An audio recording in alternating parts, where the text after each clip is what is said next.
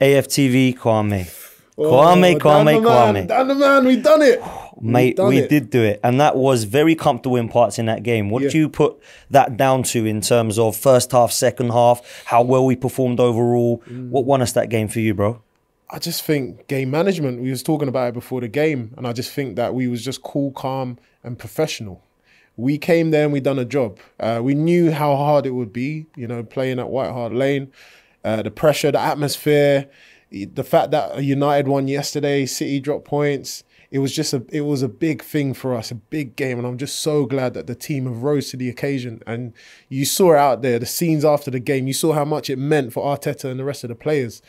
It's just, bro, we was just so happy, bro. I've been happy. We've been happy throughout the season because they've exceeded all of our expectations. But maybe it's a point where we have to actually start lifting up our expectations a bit more in terms of we can do it. We are in a title race. Just because we've just seen Man United do this whole come off the back of 8 games or something like that with Ten Hag and they're in the title race. But when it's Arsenal, oh, no, we have to see. Oh, we have to wait until they beat Brighton. Oh, we have to wait until they beat Liverpool. We've done everyone that you've put in front of us, we've sorted them out. Apart from Man United, apart from that and Newcastle, okay, we've shown our dominance. We dominated the first half, bruv. To the point where Spurs didn't even know what to do. But we said that they would have a weak first half. Second half, yes, they did come at us. But it was a thing where defensively, Saliba, Gabriel, winning the first headers, the challenges, Zinchenko calm on the ball. Oh my gosh, like we was just like in awe with him because he would receive the ball in a half term. 1 minute he's going to the left, then he's going to the right, he's going into the middle. It was beautiful to see, man. It was just poetry in motion. So it's looking good, bro. It's looking very good. Some would say title winning form, man. Let's not get too carried away. But at the moment, it's looking good, Quams. Listen, I've got a serious one for you, man. There was a lot of man of the match contenders today, right? There was a lot of outfield players that could have taken that. Aaron Ramsdale got player of the match. Yeah. Unbelievable in the second half with the saves. He literally saved everything. But sometimes when you give a goalkeeper player of the match, it sometimes would suggest there's a perception that Tottenham were battering us. I don't think that was the case. So talking about the outfield players, who impressed you today, bro? Odegaard. Well, everyone knows this Odegaard. And, you know, people that study the game, people that love football, you will see that Odegaard was head and shoulders above everyone else. He graced the pitch. You know, the way he just excelled through the midfield, even for the goal. You know, we were saying, oh, maybe it's too far out. He just went forward and he struck the ball. And it wasn't even like it was a miss hit. You saw, if you see in slow motion, how he struck through that ball with his left foot. Direct bottom corner. It was absolutely beautiful. But yeah, going back to your point about, you know, Ramsdale, I can understand why they're giving it to him in terms of there was a point where the momentum was on Spurs' side. They did have a few chances, and I'm pretty sure if they got one back, that would have got White Hart Lane erupt and they would have been on to us for a draw or something like that. So it was a key save. He did make some key saves. I'm not going to listen to all of that. Oh, I'm not even going to think like that. I'm just going to say, you know what? He won the man of the match, but I guarantee you, if Arteta went back into that changing room, he'll say each and every single one of you deserved it. From front to back, they all put in a shift and they all showed their quality, the overall quality. So yeah, Odegaard for me. Zinchenko, like I mentioned before the game, I said he would play a big role because he inverts himself into that midfield and they don't know what to do about it. You know, they don't know how to defend against him. Nketiah, unfortunate to score goals, but he led the line well.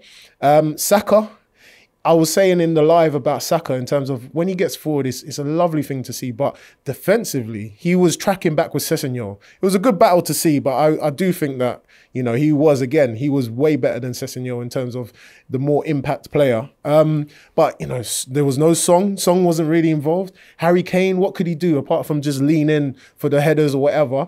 We completely nullified Spurs. And this is the team that people say, you let them get to top 4. Look, Conte's better than Arteta. Arsenal are in trouble, blah, blah, blah. You've seen what we can do. This is Arteta with how many seasons? All right, cool, limited budget, or we'll say he hasn't spent big, but we was upset about the whole Mudryk deal. He's probably said to them as well, go out there and you show Mudryk what he's missing. Because if I'm Mudryk, so I'm looking at the game, and I'll probably look at the Chelsea game later on, I would know what team I actually want to play for, bro. It's Arsenal. It is Arsenal, bro. So to me, it was a great performance, fantastic atmosphere it looked like, but it was a statement that needed to happen because everyone was watching us, and it's always on the Sunday with the last game, and everyone's like, oh, Arsenal going to trip up. Not today. I don't think it's going to be today. I'm ready for United, bro. You know, like, I was ready for today's game. Yes, I was nervous, but it's a good nervous because I'm up for the challenge, and you can see in their eyes before the game, they were up for the challenge, bro. So let's bring on United, bro, 100%. Listen, just lastly, 2 weeks of the window left. Do you think there'll be some business now? There needs to be. I mean, you was talking about it to say, you know, just be aware that we still got a little bit of time. Listening to Arteta, what he said before, they said that even though the Mudryk deal, it fell through, there's still an opportunity for us that we want to get at least 2 players in. I don't know if it's going to be big players or we're going to be spending big money, but I have faith in Arteta in terms of who he's going to bring in. I don't know who he's going to bring in, but I know that whatever it is, he'll be able to transform him into the players that we're seeing right now. Your Ben Whites, your Ramsdales, your Tomiyasus. I don't care. I just know that we need to back him and the board need to back him. It's unfortunate that, we lost out on maybe a couple mil with Mudryk, but maybe it wasn't to be. Maybe he wasn't the player for us. And we've had that before where we've had players that have fell through the net. And then when you look at them, a few months down the line, and it's like, we look at us a few months down the line and we're doing well. So we have to remember, no player is bigger than our club. And, life will always go on. It's just moving on to the next. But yeah, if we can get in a solid midfielder, Premsy was talking about Ruben Neves, Tielemans, Trossard is on the cards, Rafinha. So there's options out there. We just need to get the business done so then they can get into the squad and then, get used to it in that way. Shop for AFTV merch at shop.aftv.co.uk. Subscribe to us on YouTube. Follow us on Instagram, Facebook, Twitter, TikTok, Snapchat, and Twitch. We've got content for every platform, so check it out.